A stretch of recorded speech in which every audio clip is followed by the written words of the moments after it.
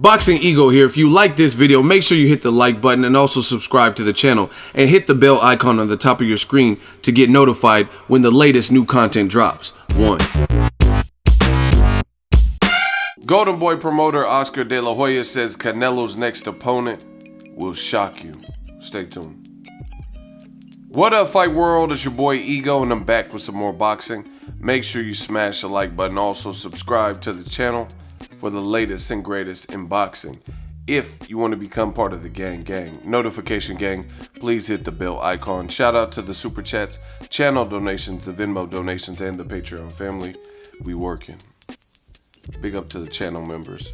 Oscar De La Hoya, Canelo's promoter, on his verified account, he posted this on his verified Twitter. To all, thank you for all the support you give to the best sport in the world. Let's enjoy the holidays and can't wait to announce Canelo's opponent for May. Hashtag you will be shocked. And that's all he said. So he's promising a shock. Now, the funny thing about that is, I heard Eddie Hearn say that he's going to try to negotiate Danny Jacobs and Canelo next week.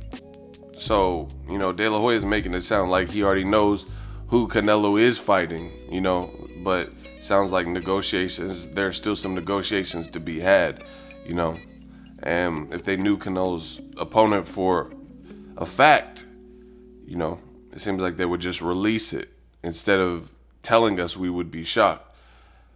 But on the flip side, Canelo's a star, so most guys, if they get offered the fight with Canelo, and especially if they've been on record saying that they want to fight Canelo, then, maybe they won't turn it down.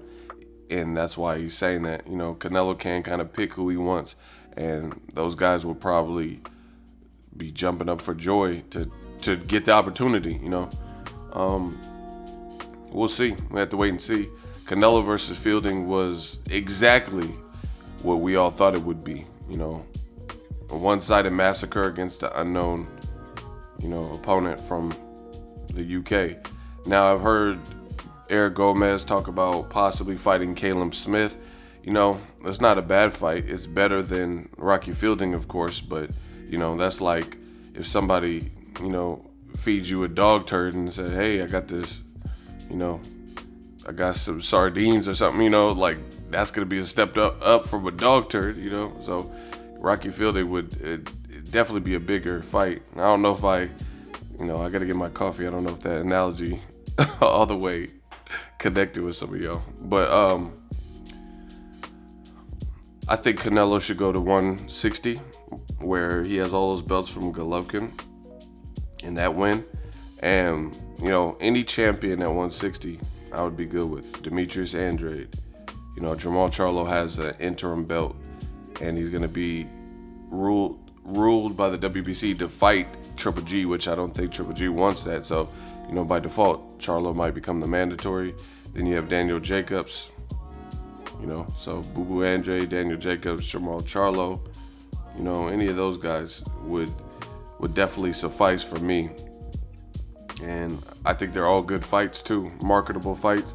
Canelo has star power. You could put the Jacobs fight in New York. Canelo just did good crowd-wise, against a British fighter in New York. So imagine him fighting a New Yorker, right? Imagine in Texas a Charlo fight, or even in Boston or the East Coast fighting Andre, I think they would do good.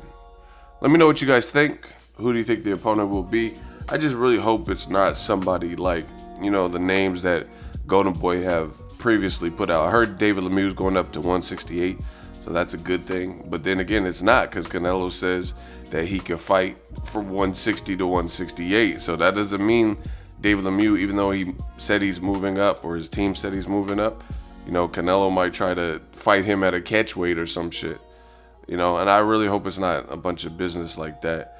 Like, 68 pounders fighting at 164.5 and, these weird and made up Canelo weights for the opportunity with rehydration clauses like he did Rocky Fielding, stuff like that. And I understand Canelo's the A side, but I think he has skills, he has skills to